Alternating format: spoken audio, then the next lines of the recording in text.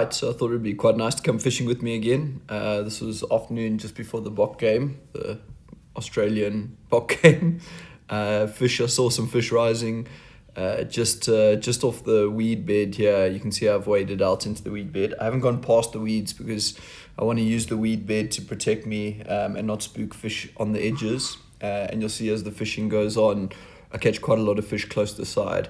You'll see a follow here. There you would have seen the little bow wave of the follow, and just a recover on a hang, nice long hang, and you'll watch the line tighten like a nymphing line would tighten while nymphing a river.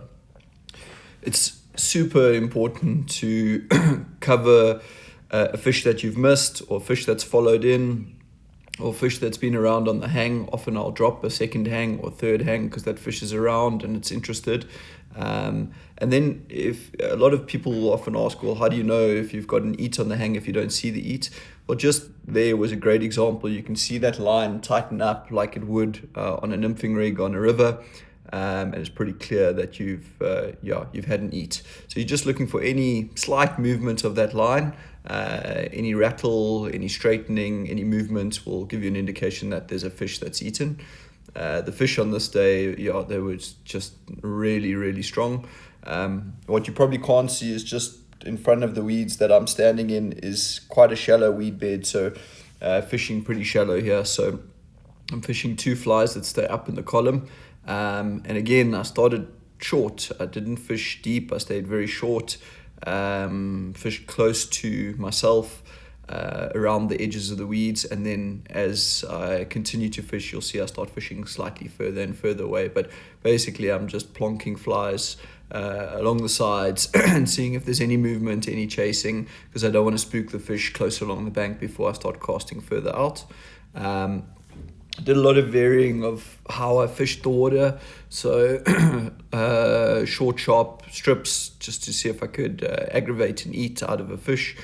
What tended to work quite well was long, slow pulls, and there's a miss right there, and you'll see I'll recover it. I think on this occasion the fish doesn't come back around, but I think I pricked that fish, which meant it was far less likely to eat, but I will always cover it again just in case. So yes, what was working really well was sort of long, medium pulls, and then roly-poly under the arm. They like the flies moving.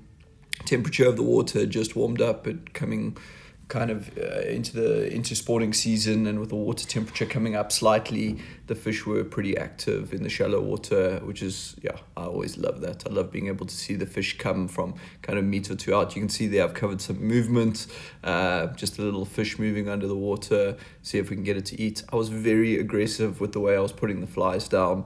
I'd noticed the entire weekend they didn't care about a delicate presentation. They wanted the flies slapped down, and there I've covered a rising fish, and it's risen again on the right. I'm not covering directly on the rise, so typically I'll try and if I can see which way the fish is feeding, so which way they've risen, then I'll cast a meter right of that or a meter left of that, depending on which way it's feeding. But very seldom will I slap it directly onto the fish's head. If I can't see which way the fish is risen, then typically I'll put the line a little bit further past and get onto like a roly-poly quite quickly so that I can bring it past to where it was feeding nice and quickly. See if I can get the eat that way. You'll see there's a lot of variation here, so I'm continuously changing the direction I cast, so I'm fanning the water, so covering different areas a lot.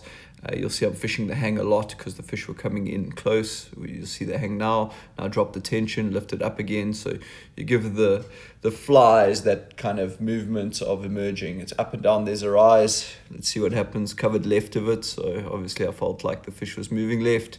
I'm not stripping, I'm just pulling it or skating it across the water. Second cover here. Got a feeling I'm not going to get an eat here. It just seems like that water's gone a little bit dead. But just keeping an eye open for what's happening, and the action on the water, very important, especially if the fish are feeding. If they're rising and they're feeding and you're seeing them on top, you've really got to be giving your flies a chance in that area or zone. And then again, back to fanning. So now up there, I've just missed a fish. You could see the strip strike on it. So obviously a short to eat. It'll be interesting to see if I cover that piece again. No, there's a rise.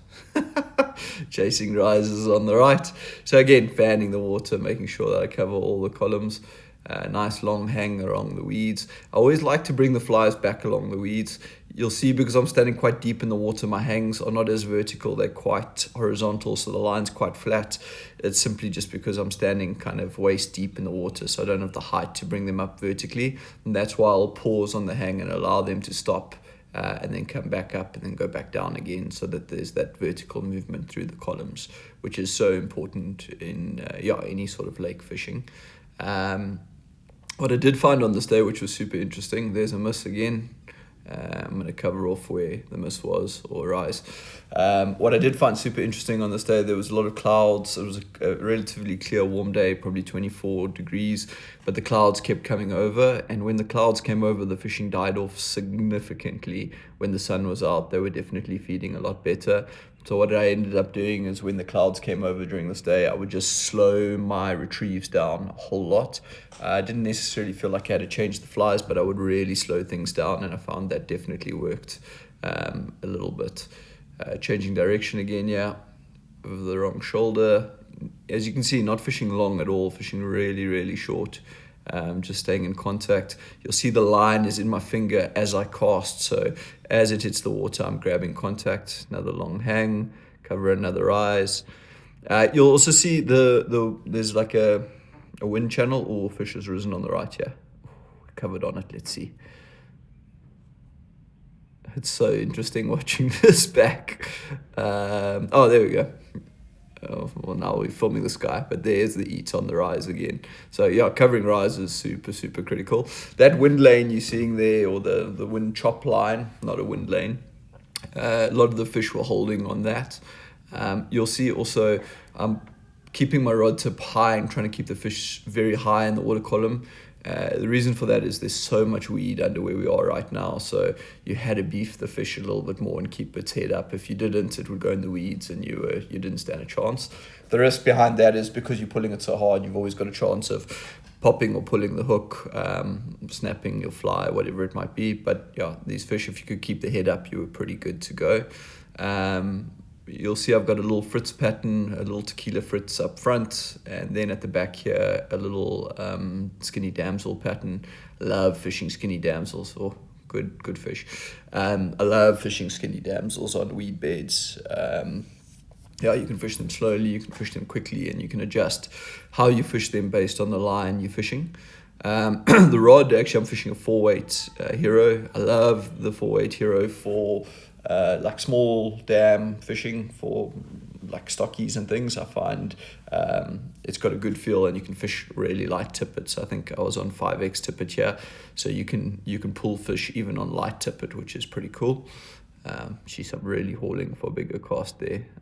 You'll see as this video goes on, I start casting further and further. That's because obviously as I continue to fish, I'm starting to spook the fish away from me, and you'll see they start rising further and further away. So that's just something to be conscious of there. I've got a fish on and I'm about to lose it. I had a fish there roly-polying, so that's why the rod tip never came up. Strip strike onto the fish, and it obviously came off while I was pulling it back through. I'm going to put the fly back out where I've lost that fish, but clearly it hooked that fish, so doubtful get another one, and I'm obviously completely wrong. Maybe there was a trailing fish or following fish, but there, covering the same area where the fish was. You can see the fritz clearly in the air, so again, it's eating a skinny damsel at the back, but I think the fritz is just really acting as an attractor pattern, so it's just bringing fish in, and then I'm hoping they turn back on the damsel. Because I'm fishing on weed beds and lighter tippets and lighter rig, I'm only fishing a 2-fly rig, about 1.5 meters between the 2 flies, so nice distance between the 2 of them, but not 3 flies. To fish 3 flies on a weed bed like this is going to be very complicated, and you're going to catch yourself out a lot. So I'll just simplify it a little bit when I'm fishing like this. And again, very high rod tip to keep the fish's head out of the weeds. And once I've got its head up, I'm just pulling. I want to make sure I get that fish in quickly once its head's up.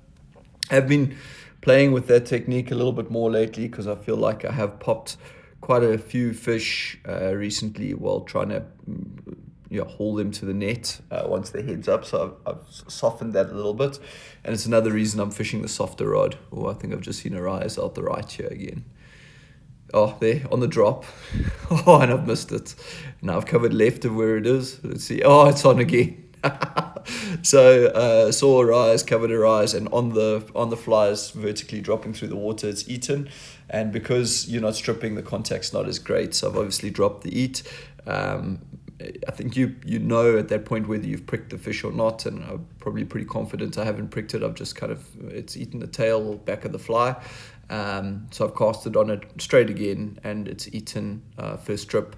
And looking at this fish fighting here, it looks like it's on the top fly, so it's the fritz. So that's really just a fish that's come in to see something bright and colourful, and eaten it because it's attracted in on it. So yeah, this went on for another probably half an hour. It was a really good afternoon fishing, cast for cast, covering rises.